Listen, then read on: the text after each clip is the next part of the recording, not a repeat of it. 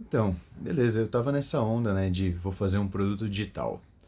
E aí, o que estão falando por aí, né, é que você bota uma IA para criar, você faz um e-book que seja, você bota lá, a IA vai fazer um e-book para você, você só coloca uma diagramaçãozinha, põe para vender e já era. Você vai fazer várias coisas nesse sentido e resolveu a vida. Aí eu pensei, bom, beleza, vou testar, vou fazer alguma coisa. Eu até botei umas IAs lá pra brincar, eu comecei a fazer uns livros, falam que os nichos que você vai ganhar dinheiro é nicho de ganhar dinheiro, ensinar a vender curso, né, que dizem geralmente. E nicho meio que de se cuidar, de nutrição e coisas do tipo, são nichos bons. Deu bom, beleza, de ganhar dinheiro, vamos fazer um de nutrição, vamos ver no que dá. E aí fiz um e-bookzinho lá com a IA, eu olhei aquilo e assim, é, muito parecido com resultados que as pessoas vendem realmente como e-books, etc. Mas eu ficava olhando para aquele produto e eu não me identificava muito com ele. Eu não achava que ia ser uma coisa muito legítima tentar vender aquele tipo de negócio. E ainda mais quando você vai começando a ver que, putz, sou eu que vou vender ou vou inventar um personagem, alguma outra pessoa para vender, vou vender anônimo, né, que nem falam por aí, sei lá, né. Comecei a ficar incomodado e pensei, bom, vou tentar fazer alguma coisa que tenha alguma coisa a mais a ver comigo, né, algum produto que tenha mais conexão, pelo menos, etc. E aí eu pensei no hype da IA que a gente está vivendo justamente, né? Todo mundo só fala sobre inteligência artificial. Pensei, bom, vou fazer um e-book sobre isso. E aí botei lá para fazer, né? E, e fiz assim rapidamente, né? Um e-bookzinho. Só que vendo aquele conteúdo e pensando em quem vai vender aquele produto, porque só faria muito mais sentido, né, se fosse com a minha cara mesmo, eu vendendo, comecei a ficar incomodado de novo, porque o conteúdo estava muito raso, né? Não tinha muito motivo para ele existir, na verdade. Aí eu comecei a tentar aprofundar o conteúdo, então tentei transformar aquele material mais simples num roteiro mais elaborado e depois fui decupando esse roteiro mais elaborado e depois fui trabalhando nesses textos ali junto com a IA, conforme falam pra gente fazer, né? E aí eu comecei a pensar, poxa, mas tem várias IAs, né? E se a gente começar a fazer elas competirem para poder ter um final colaborativo entre si?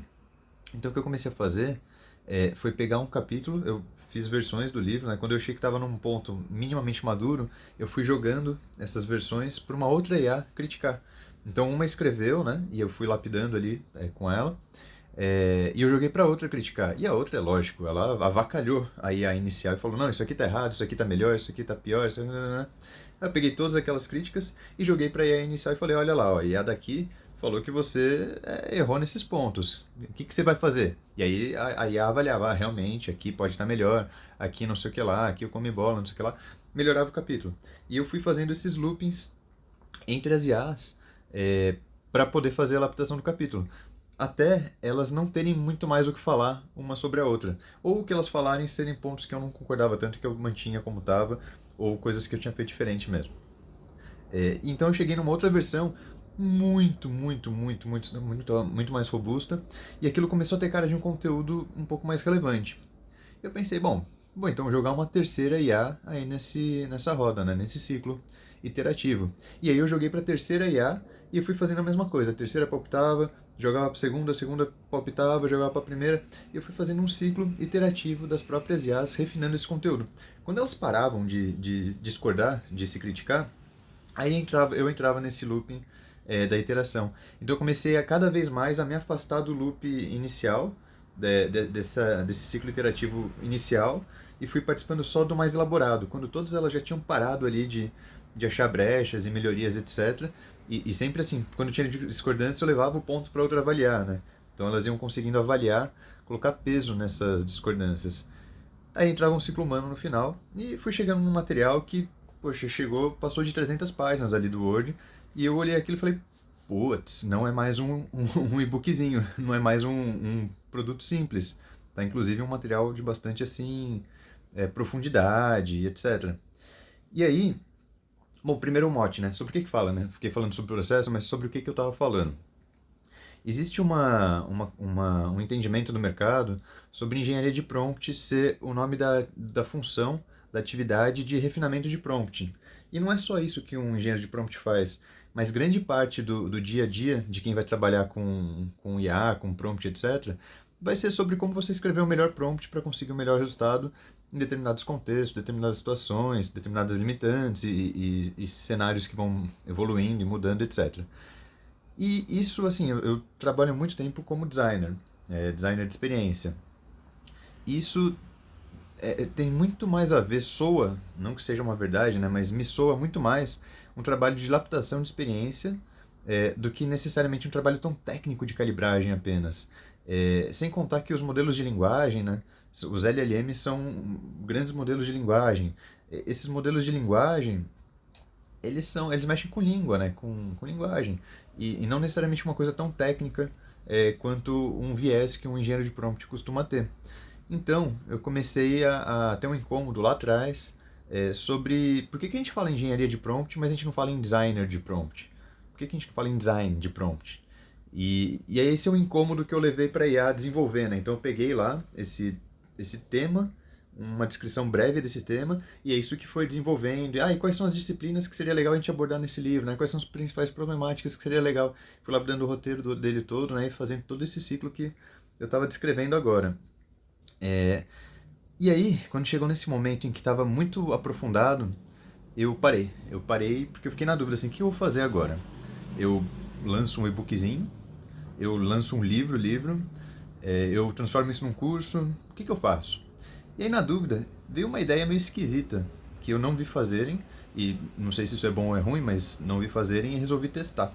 E o que é essa ideia? Eu parei de escrever o livro naquele momento, né? Então uma coisa ou outra eu ainda mexi, mas deixei ele um pouco em stand-by. E eu comecei a montar é, um, um, uma experiência de construção do livro. Então como é que funciona?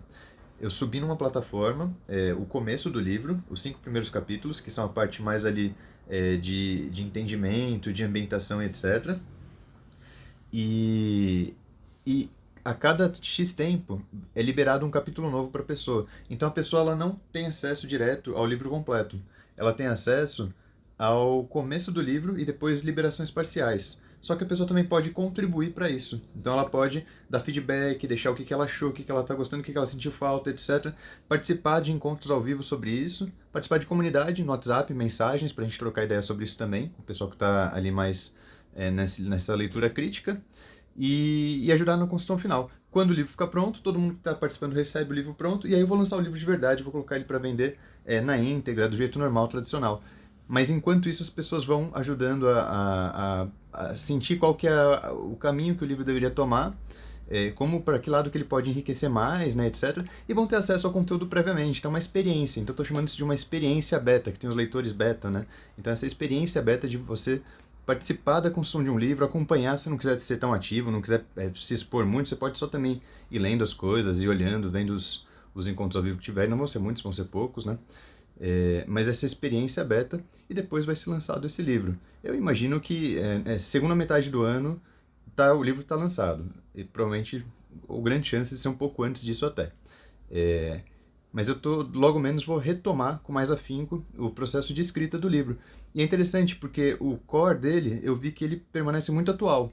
Ao mesmo tempo, deu alguns dias, algumas semanas, quase mês ali, para o mercado também mexer, para as ferramentas mexerem, é tudo muito dinâmico, né?